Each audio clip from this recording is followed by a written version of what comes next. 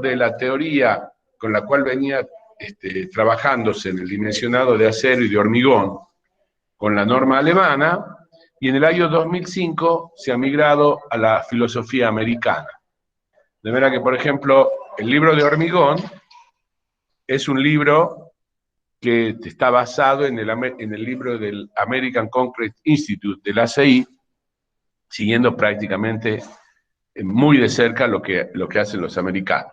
Por eso ustedes tienen que tener cuidado, esto es importante, cuando hablamos del reglamento SIRSOC 201, por ejemplo, que es el reglamento de hormigón, o si hablamos del 101, que es el reglamento para las cargas, el reglamento de cargas, o el 102, que habla de viento, o el 103, que habla de sismo, son los distintos reglamentos que nosotros usamos. Lo mismo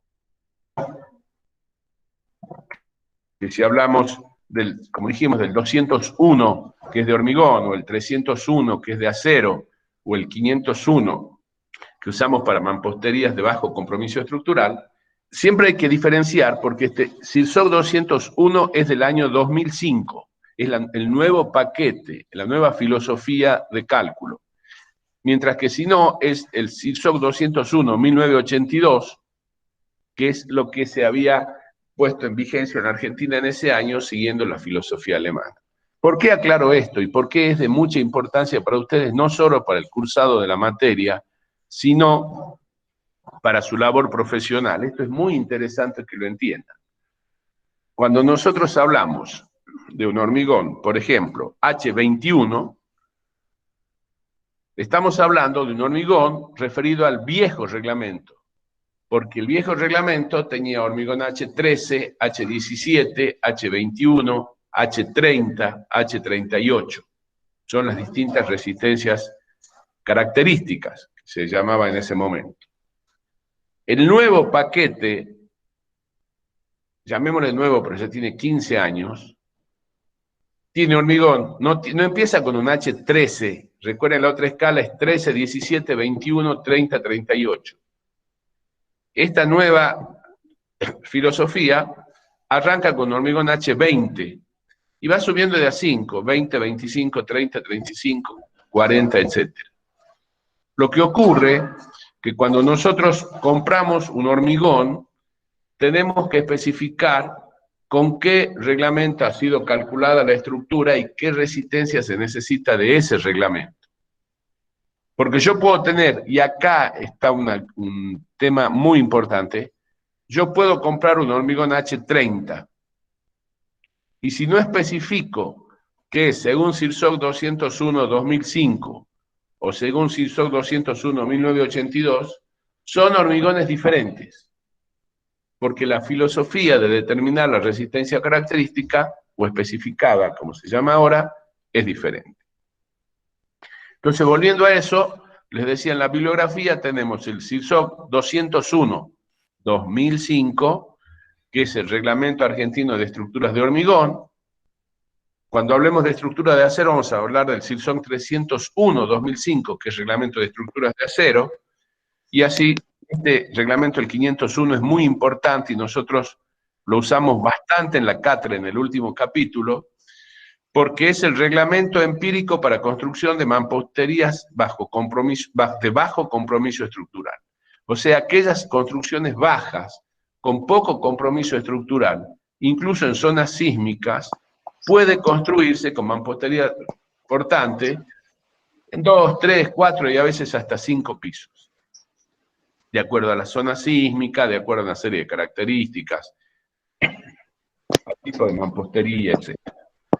Bueno, presentada la materia y la bibliografía, vamos a parar acá un segundo y vamos a reflexionar sobre algunos conceptos de los grandes maestros, no solo de la arquitectura, no solo de las estructuras, para explicar cuál es la filosofía de la cátedra cuando enseñamos estructuras, tanto cuando enseñamos estructuras 2 como cuando enseñamos estructuras 3.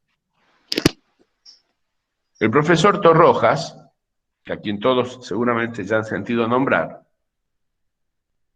Él, cuando hubo esta revolución del diseño estructural, dijo, por primera vez en la historia del arte, vinculando a la estructura, a la arquitectura con el arte, pues sabemos que la arquitectura es ciencia y es arte, dice, por primera vez en la historia del arte, la estructura ha adquirido una personalidad independiente para poder apreciar su propia calidad estética. La estructura ha pasado a ser parte del diseño.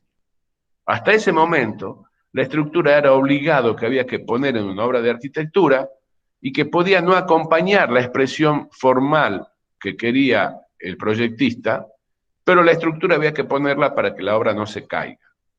Con el correr del tiempo, el diseño estructural ha desplazado a lo que es el cálculo estructural. Y el cálculo estructural numérico tedioso ha sido desplazado por programas de cálculo, por computadoras, con lo cual el estructuralista, de ser un calculista estructural, tenía que hacer cálculos, en el mejor de los casos con una calculadora científica, estamos hablando de 40 años atrás, más, ha pasado a ser diseñador estructural.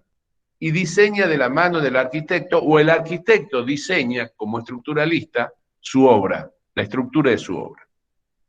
Entonces, la estructura pasa a ser parte de la obra, el diseño estructural pasa a ser parte de la obra, y se puede apreciar la propia calidad estética de la estructura. ¿Y cómo enseñar estructuras? Bueno, Albert Einstein dijo, para todo lo que es la ciencia, si no lo puedes explicar de forma simple, no lo entiendes suficientemente bien. De manera que esperemos que nosotros podamos explicar las cosas de forma simple, para que así pensemos que entendemos suficientemente bien lo que explicamos. Bueno, hagamos una pequeña reseña histórica del hormigón armado, ese material con el cual nosotros vamos a convivir durante toda nuestra vida profesional. Bueno, uno de los primeros ejemplos está François Hennebeck, en el año 1892, escribe el primer tratado de hormigón armado, que se llamaba Letton Armé. Es el primer tratado que se tiene registro sobre lo que sería el cálculo del hormigón armado. El primer edificio que se hace en Inglaterra, fíjense, en el año 1897, una fábrica de Weber & Company, que tenía 4,25 metros de luz. O sea, ya estamos hablando hace 200 años, 120 años, que ya se trabajaba en hormigón armado con luces de 4,25 metros. Esto en la fábrica Weber & Company, en el Muelle Norte, fue el primero en utilizar incluso hormigón visto en las fachadas. La característica de este edificio, más allá de los voladizos que nos interesa como estructuralistas y demás, fue el primero que usó hormigón visto en la fachada. Entre 1871 y 1876, Ward y Hooke construyen el primer edificio en hormigón armado. Es el castillo de Ward. A Hooke ustedes los pueden haber escuchado, pueden haber estudiado ya en estructuras 1, cuando tienen la ley que tensión es igual al módulo E por épsilon. O sea, esta formulita que pueden haber visto ustedes ya en hormigón, en materiales, que sigma era igual a E por épsilon. Esa era la expresión de Hooke. Vamos a ver un poco, después de que entendemos entonces un poco de la reseña y de la filosofía, rápidamente vamos a explicar los capítulos que constituyen la materia. Bueno, el primer capítulo, que es el que vamos a ver enseguida, es diseño estructural,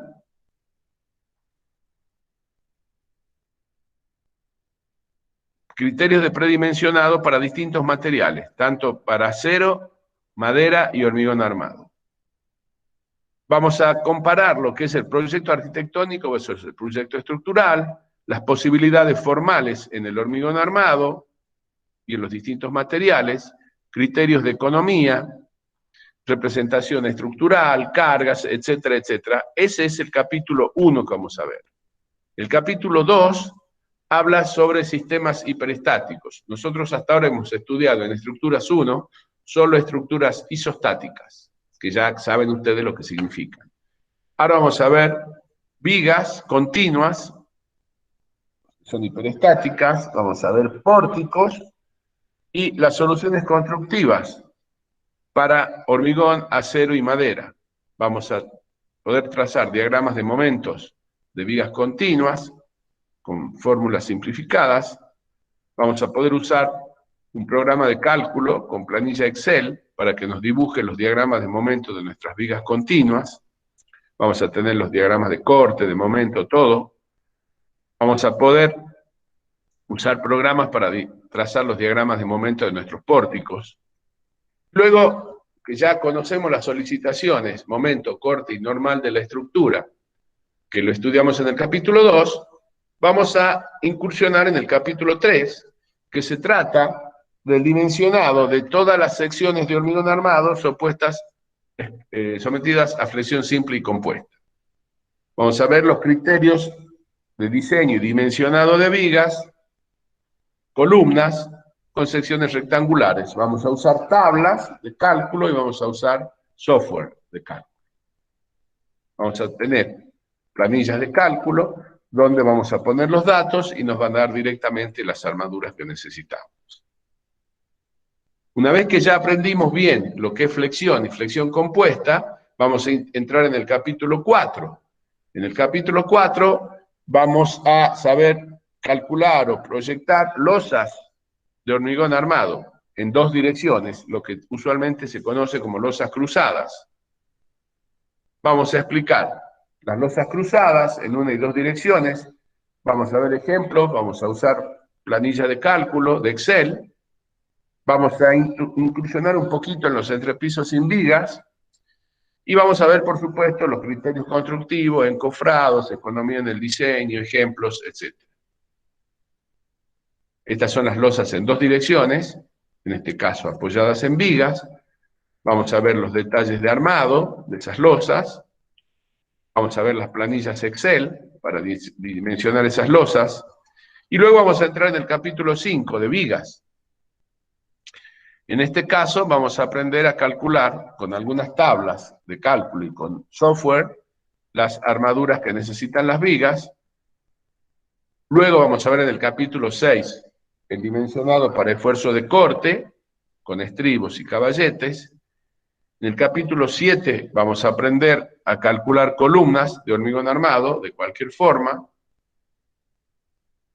En el capítulo 8 vamos a ver estructuras metálicas y de madera. Primero las metálicas, vamos a ver vigas, pórticos, perfiles de distintos tipos, los nuevos sistemas constructivos en acero, sistema steel deck, steel frame, detalles constructivos. Este es para el caso de sistemas no tradicionales en acero. Luego la segunda parte del capítulo 8 son estructuras de madera. Vamos a ver también diferentes sistemas estructurales para entrepisos, para cubiertas, distintos tipos de vigas, secciones, etc.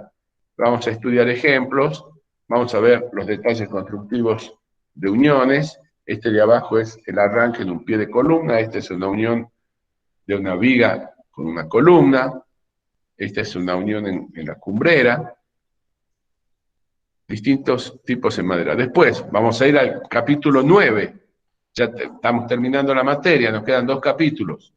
Vamos a ver todo lo que son las fundaciones, los distintos sistemas de bases, de zapatas, bases excéntricas, bases unificadas. Vamos a ver todos esos casos. Vamos a ver ejemplos en la planta de fundaciones, los detalles constructivos de los distintos sistemas de bases, columnas. Y por último, el capítulo 10, que es un capítulo que se ha incorporado hace poco tiempo en la materia, son los criterios de diseño y proyecto de construcciones en mampostería sismo resistente. Vamos a ver los criterios generales de comportamiento de la estructura, las alturas máximas posibles para edificios con mampostería sismo resistente. Vamos a ver que podemos hacer, como dijimos, edificios de varias plantas con mampostería sismo resistente. Vamos a ver los distintos tipos de mamposterías, armadas, encadenadas, los detalles constructivos y ejemplos.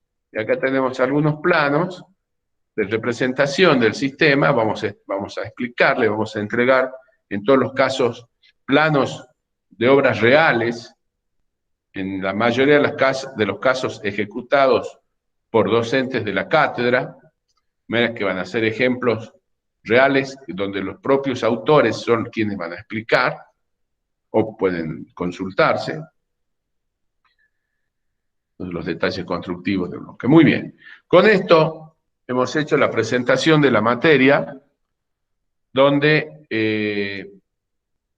tenemos de alguna manera un pantallazo de cuál es la filosofía con la cual tratamos la materia y el contenido que le damos a cada uno de los capítulos.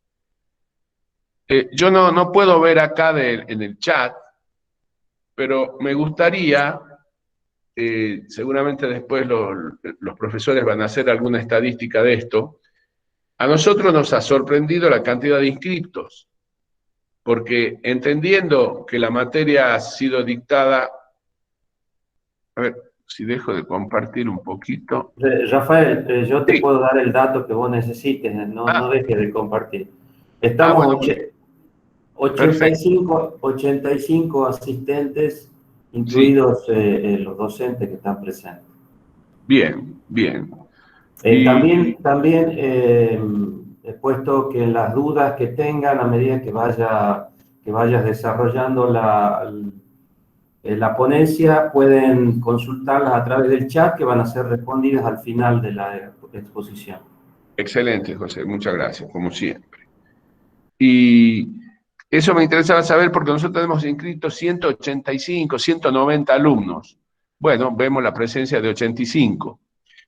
Después les van a explicar la importancia de asistir a las clases y tener los prácticos al día y demás. De esos 85, ¿cuántos? Me gustaría, si le pueden poner en el chat y el ingeniero Baloy lo va a recoger ese dato.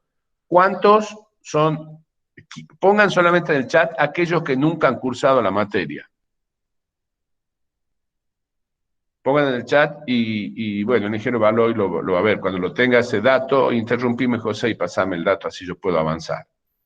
Entonces, por favor, de los 85 presentes, infórmennos quiénes son los que cursan por primera vez. Y esto para nosotros es importante porque nosotros teníamos entendido que como la materia se ha dictado en el segundo periodo del año pasado, entonces ahora serían la mayoría recursantes. Y el enfoque que le daríamos a lo mejor a los temas sería un poquito diferente, dando algunas cosas por más sabidas. Pero de todas maneras también nos sirve estadísticamente, porque este cambio que ha propuesto la facultad era teóricamente por ese caso, para aquellos alumnos que no habían podido. Igual nosotros no habíamos tenido muchos casos de eso, pero ahora sería bueno después saber para tener estadísticamente cuántos están cursando por primera vez y cuántos están recursando. Bien, bueno, mientras se elabora esa encuesta, vamos a comenzar con el capítulo 1. El capítulo 1, ahora ya lo explicamos más en detalle, habla de diseño estructural, ¿no?, y predimensionado de las estructuras. Vamos a trabajar con hormigón armado, acero y madera. Ahora ya este detalle que antes lo pasamos rápidamente cuando explicamos todos los capítulos, vamos a ir un poco más pausado. Vamos a ver la diferencia entre proyecto arquitectónico versus proyecto estructural. La diferencia es que antiguamente el proyecto arquitectónico y el proyecto estructural no iban de la mano. El arquitecto, y eso hoy pasa muchas veces, y nos ocurre en nuestro estudio profesional, y a ustedes les va a ocurrir como arquitectos, que van a haber casos en la vida real donde el proyecto arquitectónico no está yendo de la mano del proyecto estructural. Y el proyecto arquitectónico tiene que ir de la mano no solo del proyecto estructural, sino también del proyecto de las instalaciones. Porque terminamos el proyecto de arquitectura y yo quiero un espacio, supongamos, grande, sin columnas, sin nada, con un cielo raso aplicado, y en la planta alta tengo un baño, que tengo que ponerle las descargas a ese baño. Entonces las descargas de ese baño me van a aparecer. Yo no voy a poder tener un cielo raso plano a la vista, con el hormigón a la vista, por ejemplo, de ese gran espacio. O tendré que modificar las instalaciones, o tendré que aumentar el nivel de la planta alta y esconder ahí en un contrapiso alto las instalaciones. O sea, va de la mano, por supuesto, más todavía con las estructuras. Yo no puedo pensar en una gran luz sin pensar en un determinado espesor del paquete estructural. Entonces empezamos a jugar. Mantengo la luz, reduzco la luz, coloco un apoyo intermedio, no lo coloco, hago la viga invertida, hago la viga para abajo, no hago vigas. Tiene que ir de la mano el proyecto estructural con el proyecto arquitectónico. La estructura es parte de la arquitectura. Entonces la arquitectura no puede hacer caso omiso cuando está diseñando. En los edificios en altura, las bajadas, las ventilaciones, los conductos sanitarios, los espacios de tableros eléctricos. O sea, tiene que el proyecto arquitectónico ser todo un elemento integral, y el arquitecto proyectista, el director de la orquesta, donde tienen que tocar todos los instrumentos bien. Ninguno puede desafinar. No puedo tener una estructura que no esté en consonancia con la arquitectura, que no me esté mostrando lo que la arquitectura quiere mostrar. Y hoy en día que muchos proyectos quieren mostrar la estructura, bueno, entonces la estructura tiene que tener la forma y las proporciones que la arquitectura le exige, pero esa arquitectura tiene que tener nociones claras de diseño estructural para no asignarle a una viga de 10 metros de luz 30 centímetros de altura. Y saber cuánto es lo mínimo que tengo que darle. De ahí le daré para arriba lo que la arquitectura me exija. Las posibilidades formales. Vamos a ver enseguida que la ventaja que tiene el hormigón armado es que tiene una gran plasticidad para adaptarse a formas, cosa que no ocurre lo mismo en general con estructuras metálicas. Vamos a ver los criterios de economía que hay entre los casos, las distintas soluciones estructurales que demos. Algo muy importante que va a explicar el ingeniero Valois es la representación estructural. ¿Cómo debemos hacer un plano de estructura? ¿Cómo se identifican los elementos? Vamos a ver los tipos y análisis de cargas que hay. Esto es muy importante, saber hacer un análisis de carga para yo saber cuál es la carga real que va a actuar en mi obra, en mi estructura. Funcionalidad, resistencia, seguridad y los fundamentos de diseño. Para orientarnos un poco, tenemos que saber que hay 3 etapas de proyecto muy claras, y ustedes las tienen que tener muy claras desde cuando inician un proyecto estructural. La etapa preliminar o nivel anteproyecto. En esa etapa preliminar de nivel anteproyecto, donde hay un anteproyecto de la arquitectura, o sea, hay un anteproyecto de la arquitectura, ya tienen que estar los primeros esbozos con los asesores y especialistas de instalaciones, de estructuras, etc. A nosotros nos importa mucho, porque es nuestra materia, la parte de estructura. Luego, en esa etapa preliminar, con los primeros esbozos y consultas, puedo hacer una columna así, puedo hacer una viga así, puedo usar esta luz, qué espesor necesito, una primera idea. Se ajusta el anteproyecto estructural y llegamos a un primer predimensionado estructural de la obra. Es decir, estamos en la etapa preliminar de anteproyecto. No podemos volar con nuestro anteproyecto y avanzar y mostrar al cliente y seguir si antes no hemos hecho algunas consultas generales con nuestros asesores de instalaciones, de estructuras, aire acondicionado, fachadas, lo que sea. Primera consulta para un anteproyecto. Luego, porque si no, mostramos al cliente un anteproyecto y después le decimos, sí, pero ¿sabes qué? Me olvidé que acá necesito una bajada sanitaria y acá la altura no va a poder ser esta porque tengo tal cosa o lo que sea. Tiene que haber un anteproyecto, ya tiene que tener ese estudio previo. Luego pasamos a la etapa de proyecto básico. Es el proyecto básico, donde ajustamos el predimensionado, ya hay más números, se dimensiona la estructura, ya sabemos qué cantidad de acero tiene que tener la viga o la losa, ya estamos, o qué perfil metálico voy a necesitar para una columna o para una viga o madera o lo que sea. Tengo que tener en cuenta consideraciones especiales en los bordes, las terminaciones, vamos a ver después algunos ejemplos, dejar los pases de instalaciones, cómo queremos la terminación, hormigón a la vista, no es a la vista, hormigón martelinado, ya tengo que poner todo eso en mi proyecto básico, y el proyecto básico termina con los planos y pliegos de licitación de la obra. Yo tengo que tener toda la información para que cualquier empresa o contratista pueda cotizarme la obra. Para lo cual, el pliego de licitación es parte del proyecto, porque dice las pautas bajo las cuales van a cotizar nuestra obra.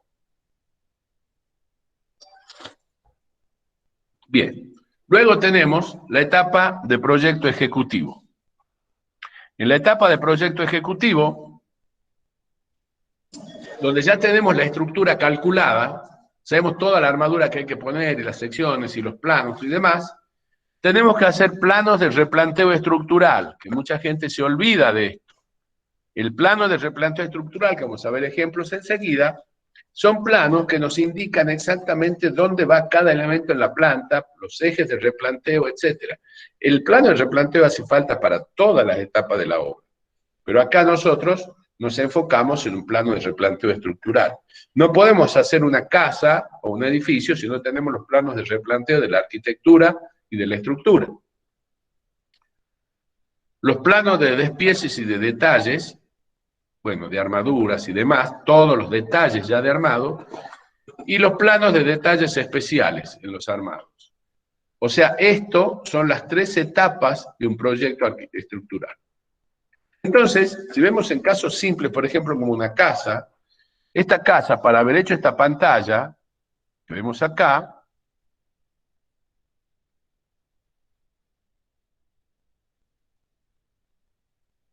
por ejemplo, tiene un tratamiento estructural específico. Para poder haber usado esta luz, que es bastante importante, con un espesor bastante reducido, es porque hay un sistema estructural adentro no tradicional. Poder se puede, ¿sí? Pero si ustedes ven, el espesor que tiene la estructura es bastante reducido frente a la luz. Pero esto es parte del diseño. Este tabique de hormigón o este otro tabique de hormigón, estructuralmente tal vez no hacen falta, o sí, pero la expresión del arquitecto quería tener esos tabiques. Esta es una vista interna del edificio que se está haciendo en Buenos Aires, que va a ser un edificio para Google, en la calle Arriola y Uspallata. Hay un cono, acá se ve en un solo piso la foto, pero este cono toma toda la altura del edificio. Ahí estoy superponiendo el dibujo con la de arriba, ¿no? Pero esta expresión que tiene el arquitecto, fíjense, implica que la estructura en sí tiene que tener un detallamiento especial en esos agujeros. La estructura de las losas son losas casetonadas, donde se ha macizado el perímetro alrededor de ese hueco circular. Este edificio en la calle Salta, en Tucumán, fíjense, tiene un voladizo muy importante en la terraza. Yo me acuerdo que más allá de cómo resolver para que la estructura se ancle hacia adentro en ese tabique de hormigón, habíamos discutido mucho. Discutir no significa pelear, discutir es buscar lo mejor, buscar la solución real. Cuando dos personas discuten no están peleando, están discutiendo opciones y cada uno exponiendo sus ventajas y desventajas. Bueno, acá habíamos discutido mucho los arquitectos, los propietarios y nosotros, porque el tema grave de esta viga en voladizo, que la pueden ver porque pasan y la ven, no era la estructura, no era que es una viga larga y cómo se resuelve. Eso es secundario, eso es la estructura, eso de alguna forma lo calculamos y lo hacemos. El problema era cómo hacer el encofrado para sostener esta viga. Bueno, ese encofrado que ha habido que hacer acá para sostener esa viga para llenar, había costado prácticamente lo que costaba hacer una losa entera. El encofrado de una losa entera. Hubo que alquilar encofrado y demás para poder tener a 20 y pico de metros de altura el encofrado para sostener esa viga. O sea, lo que nosotros vemos y decimos, está lindo, feo, me gusta, no me gusta, cómo lo calculo, cómo no lo calculo, momento flector y demás, pasa a ser absolutamente secundario cuando tengo que resolver cómo construirlo. Eso es fundamental. Bueno, cuando diseñamos podemos tener pórticos metálicos o de hormigón. Fíjense acá la importancia del detalle. Hoy no se ve mucho esto, hoy en día se buscan soluciones más simplificadas, pero fíjense lo que era la ingeniería de detalle. Ese es el pie del pórtico articulado. Y era parte de la arquitectura. Fíjense en estos pórticos muy usados en los ferrocarriles, los ingleses cuando vinieron, con un ancho variable y el pórtico en general, si este es el pórtico, lo hacían exagerando, de manera que en el punto este la sección era mucho más grande. Fíjense acá, si yo marco, esta es la viga. Acá termina prácticamente en cero, porque termina articulado, es un arco de 3 articulaciones, pero muy fuerte en el arranque. Fíjense acá la articulación, prácticamente, bueno, unido a la viga, pero está articulado. Es decir, el diseño nuestro nos dice la forma, la variabilidad de la sección, por supuesto las dimensiones aproximadas, cómo resolverla y cómo construirlo. En el proceso proyectual de la estructura, nosotros hasta acá vimos entonces que tenemos análisis de cargas, esfuerzos, predimensionado, proyecto de licitación, con los planos y demás, y después los planos ejecutivos de replanteo, de detalles constructivos de armado, etcétera, y también a veces de encofrado o proceso constructivo. Entonces, acá definimos dos etapas. La etapa proyectual, que es el análisis de carga, el predimensionado, los esfuerzos y el dimensionar la estructura, y luego la segunda etapa, ya ejecutiva, documentación gráfica, memorias de cálculos, pliego licitatorio, cómputos métricos. Hablemos un poquito de las cargas. Bueno, podemos tener distintos tipos de cargas. Acá vemos una biblioteca donde la carga es muy grande. Calculen que los reglamentos indican más o menos una carga de 5 kilonewtons por metro cuadrado. Es decir, 500 kilos por metro cuadrado de sobrecarga útil, de carga viva en bibliotecas. Podemos tener multitudes en tribunas, en estadios, en salones de fiesta, y bueno, los códigos nos van diciendo, para nosotros el CIRSOC 101 2005, nos va diciendo las cargas mínimas a considerar en cada caso. Podemos tener cargas de nieve, podemos tener cargas de viento, etc. El profesor Rojas decía a sus alumnos, las estructuras de hormigón no trabajan como se las calcula, sino que trabajan como se las arma. Esto es interesante, porque el cálculo queda en el papel, pero cuando yo armo la estructura en la obra, la estructura va a responder a ese armado, o Dios no permita, no va a responder adecuadamente a ese armado, más allá de lo que yo haya puesto en el papel. Entonces hay que tener mucho cuidado en los detalles constructivos de armado. Otro tema, hablábamos de la adaptación de las formas. Esta es una obra, pues pasa en cualquiera, donde fíjense, esto es interesante, cómo en el diseño estructural va de la mano el proceso constructivo.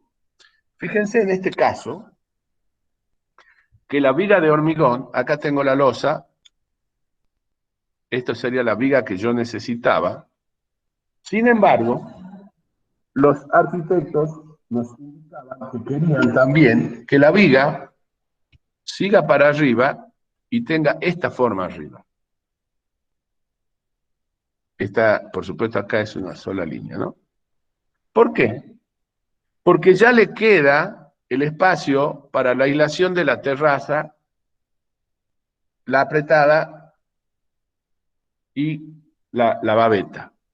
Entonces, el arquitecto, cuando ha diseñado su estructura y su obra de arquitectura, ha hecho que el hormigón sea una sola cosa unificada, que después no haya filtraciones o fisuras por acá, porque se una un hormigón con una mampostería. Acá, por ejemplo, en este detalle, fíjense, había un salto, porque era una pileta o algún elemento. Bueno, el mismo detalle que veíamos que nos pedían, el de arriba es de una terraza que termina, y acá es un detalle donde arriba tiene una baranda de vidrio. Entonces, ¿cómo se ha previsto la estructura para que ya directamente deje un inserto y de ahí se suelde la baranda de vidrio? Entonces, acá como es el detalle, en este caso la pileta estaba sobreelevada. Entonces, ¿cómo el diseño estructural no es solamente saber si la viga tiene 50 centímetros de alto, 40 o 80 o 3 metros? Eso es la primera parte. No, saber si la viga tiene un décimo de la luz, un doceavo de la luz, eso se aprende en medio día, no necesitamos un curso de hormigón para eso. Hay que saberlo y es muy importante. Y si en un examen no saben indicarnos los órdenes de magnitud, están en problemas. Estamos en problemas. Pero en general el diseño estructural pasa por mucho más allá que eso. Bueno, vamos a ver ahora en una estructura común, nosotros rápidamente identificamos columnas, vigas y losas. Las losas, en este caso, apoyan en una dirección, apoyan en las vigas en las columnas y las columnas en las bases. Podemos tener losas continuas. Entonces, el diagrama de momento de las losas va a ser continuo, porque es un solo elemento, o puede ocurrir, esto está mal, que las losas se calculen como dos losas simplemente apoyadas. El error que va a tener eso es que el momento flector, va a ser más grande que este, pues va a decir, bueno, no importa, estoy del lado de la seguridad, pero acá, si yo les tengo un momento flector negativo, acá no lo estoy teniendo en cuenta. Entonces, cuando la estructura es continua, hay que calcularla como continua. Acá el caso cambió porque a la viga, en lugar de estar apoyada directamente en las dos puntas, apoyo con un voladizo. ¿Por qué? Porque de esa manera el diagrama de momento es de esta forma. De la otra, si no tuviera el voladizo, sería un diagrama de momentos de esta forma mucho más grande y la viga necesitaría mayor altura. Y a lo mejor en este sector quiero dejar libre por algún motivo, para que la estructura parezca más liviana y vuele mejor. Son criterios de diseño. Luego es muy, muy, muy importante los detalles constructivos. Los radios de doblado de las armaduras, los anclajes de las armaduras, la densificación de estribos en los extremos de columnas y vigas. Todo esto lo vamos a ver a lo largo de los distintos temas. Pero lo importante es que un plano ejecutivo de armado tiene toda esa información. Lo importante es que ustedes vean un plano ejecutivo de armado y sepan de qué estamos hablando. Y cuando ustedes están dirigiendo una obra, pidan a los proyectistas estructurales toda esta información. Un detalle constructivo de la armadura de las escaleras. Es importante siempre tener el detalle de cómo se arma una escalera. La clase la tienen en el PowerPoint, está subido, o sea que después la ven más en detalle estos planos y lo pueden pedir en la cátedra, obviamente, también, y tenemos mayor cantidad de datos, de elementos. Acá fíjense, este es un teatro que ya debería haberse, si no fuese por la pandemia, ya se debe inaugurar en abril del 2020, donde el dueño de este teatro es Campanella, donde fíjense cómo la estructura va teniendo estos escalones, y dentro de estos escalones van dos filas de butacas. va una estructura metálica para levantar la fila de butacas de atrás, de cada uno, en cada escalón que van un par de filas de butacas. Y acá, fíjense, se está generando un encofrado muy grande que va hasta arriba, hasta una cuádruple altura, para hacer la cubierta de este teatro. Fíjense, este es un plano de replanteo del sector de Pullman, donde ven cómo va tomando la forma, la estructura, los cortes estructurales, y acá lo que hablábamos, donde se ven los escalones que hablábamos. Arriba hay unas vigas de sección variable, porque iba acompañado de cuestiones del diseño, y todos los planos de detalles del armado de esas vigas. Vamos a pasar ahora a hablar un poquito de los replanteos.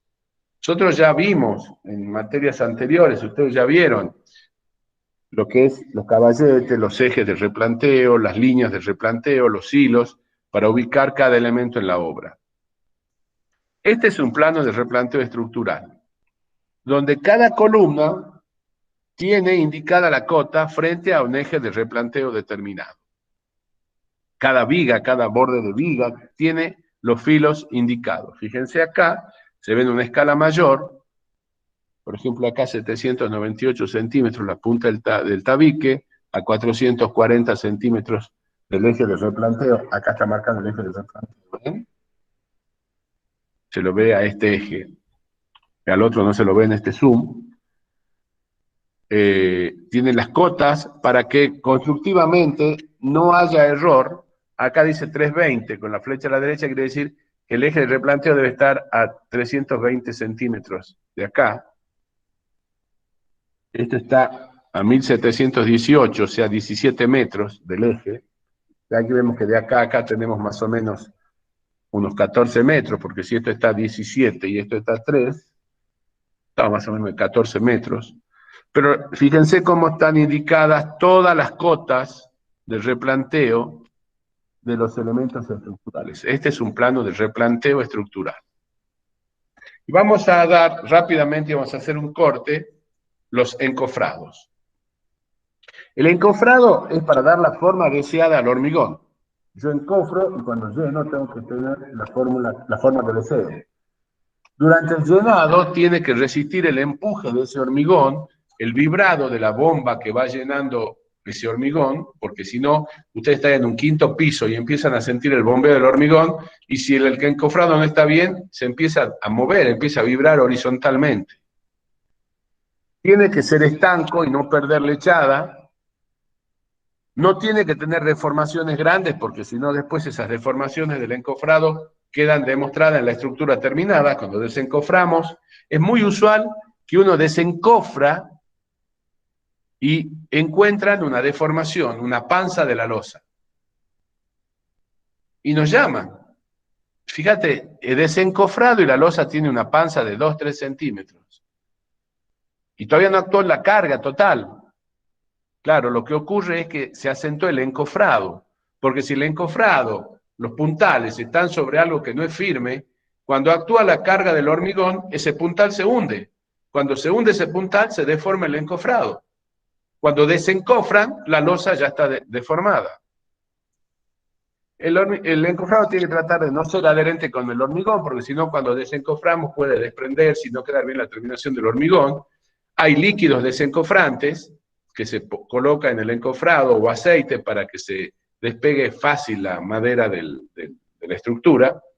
Tiene que ser fácil de montar y desmontar, reutilizable, y tiene que tener posibilidad a veces de montaje sobre otros elementos ya hormigonados.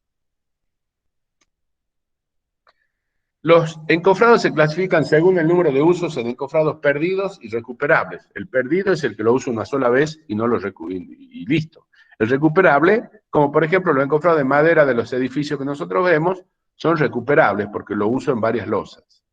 Según la terminación, que sea hormigón visto o terminación común. Algo interesante, las terminaciones de hormigón visto, escuchen esto, y el nivel de prolijidad del hormigón tiene distintas escalas, T1, T2, T3, terminación 1, terminación 2, terminación 3. Esas terminaciones no es algo por sentimiento, by feeling. Esas terminaciones están indicadas en los códigos de construcción en el CIRSOC 201 de hormigón. Dice, si usted quiere un hormigón a la vista, puede especificar T1, T2 y T3, que son distintas permisiones para dar por aceptado un hormigón a la vista, o distintas exigencias. Según el material, hay a veces encofrados que es la madera forrada en un plástico negro para que quede, o negro, cualquier color, para que la terminación quede muy lisa. Hay otras veces que los arquitectos quieren que la terminación se vea la tabla, otras veces que no se note la tabla, otras veces que se vean las juntas, otras veces que no se vean las juntas. Hay distintas expresiones que quiere lograr el arquitecto y eso tenemos que ponerlo en el plano. Si no, después cuando se construye no se sabe lo que queremos. Según el material, el encofrado, bueno, y la terminación va a ir de la mano del encofrado. Si yo quiero una estructura, un tabique, que quiero que se note las vetas de la madera, tengo que poner un encofrado de determinadas características. Si yo quiero que el encofrado quede, el tabique quede como una cosa lisa, sin vetas, sin nada, tengo que poner otro tipo de material en el encofrado. Y puede ser de madera, de acero, de poliestireno, de plástico, fibra de vidrio, hay distintos casos de encofrados. Este es un encofrado de una columna común donde es importante tener las 4 caras y los elementos restantes para que esto se hace a veces con los tirantes de madera para que el hormigón no empuje y no se deforme horizontalmente cuando se vierte el hormigón. Este es un encofrado de un tanque de agua, que tiene obviamente de las 2 caras. Este es un encofrado de una cisterna grande. Este es un encofrado de un paraboloide, de una cáscara, perdón. Entonces obviamente las maderas van en esta dirección y tiene que haber alguna cimbra metálica o de algún elemento que va generando esa curva directriz. Encofrados metálicos, por ejemplo, con esto se hizo porque se quería que los tabiques, la obra de la legislatura, tengan una terminación lisa, entonces se usaban encofrados metálicos. Esta obra del Sindicato de Camioneros, que es una obra del arquitecto Martorell, la terminación que se quería para estos tabiques fue una terminación muy detallada porque se quería que se vean las tablitas finitas de 2 centímetros. Entonces fue un encofrado muy particular, incluso se hicieron ensayos antes, el contratista probó las maderas, se llenaron pedazos de ensayo, hasta que el arquitecto dijo, esta es la expresión que yo quiero, esta es la textura que yo quiero. Esta obra la pueden ver, está en la calle Catamarca. Muy linda obra terminada en general. Entonces, y a su vez, después fíjense que había un problema porque había que encofrar esto que tenía 4 pisos de altura. ¿Cómo sostengo el encofrado para encofrar esta parte de arriba? O sea, no era solo un problema de textura de acá, sino de cómo estructuralmente sostener ese encofrado. Bueno, esto es el encofrado de esa parte vista desde arriba. Aquí estamos en este punto, ¿sí? Arriba, encofrado, todavía no se había llenado. Y acá se va viendo cómo ha habido que hacer todo un encofrado metálico de 4 pisos de altura, y acá se iba haciendo con encofrado deslizante el tabique con la textura especial, iba subiendo el tabique con el encofrado.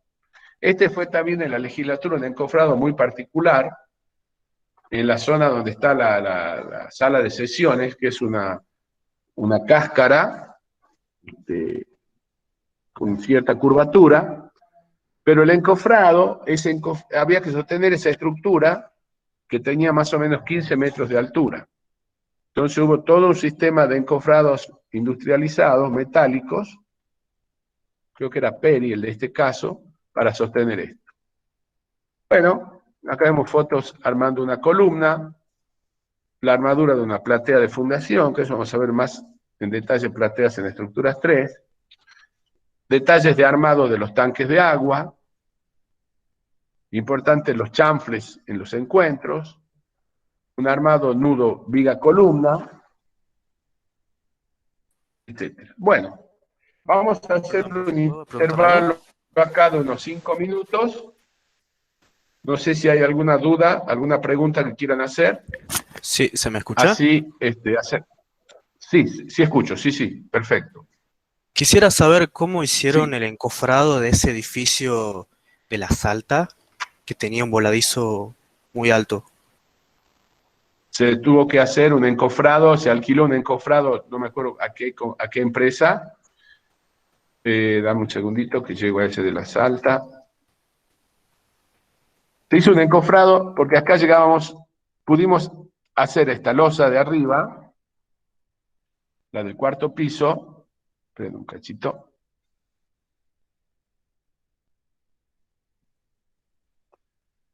y arrancar con el encofrado acá, con lo cual nos quedaba 1, 2, 3, 4, 5, unos 6 pisos, unos 18 metros de altura.